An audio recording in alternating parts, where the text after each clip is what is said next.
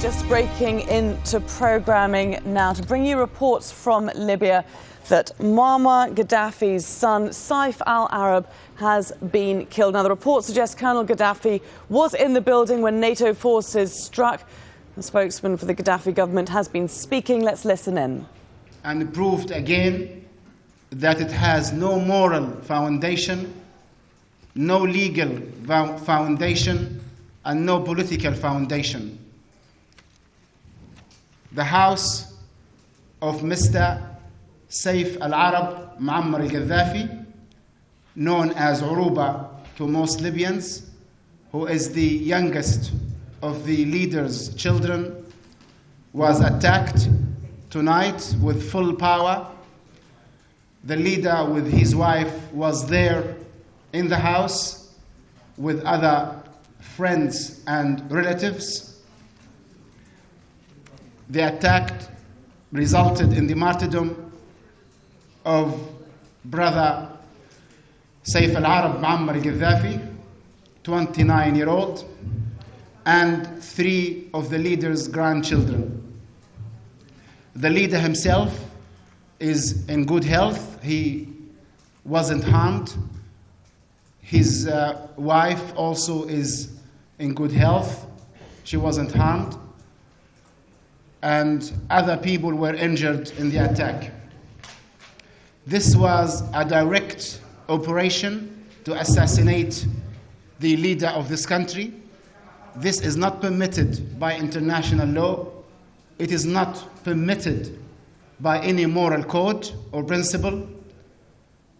If people claim that they want to protect civilians, we have again and again declared that we are ready for negotiation, ready for roadmaps for peace, ready for political transitional periods, ready for elections, ready for referendum. NATO does not care to test our promises. The West does not care to test our statements. They only care to rob us of our freedom, our wealth, which is oil, and our right to decide our future as Libyans. Today, we gave martyrs, young and old. Tonight, it was the leader's family's turn to give martyrs for the Libyan nation. Yesterday, the day before yesterday, for 40 days now, other Libyan families gave their children as martyrs for this country. And if the fight continues, we are prepared to fight and die for our freedom.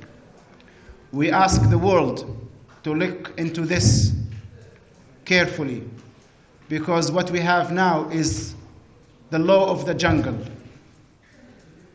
How is this helping in the protection of civilians?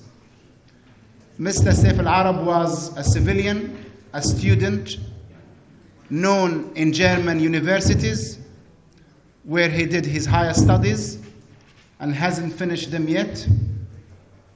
He was playing and talking to his father and mother and his nieces and nephews and other visitors when he was attacked and killed for no crime he committed. Tomorrow, we will take you back to the site so you could have a daylight view of the destruction.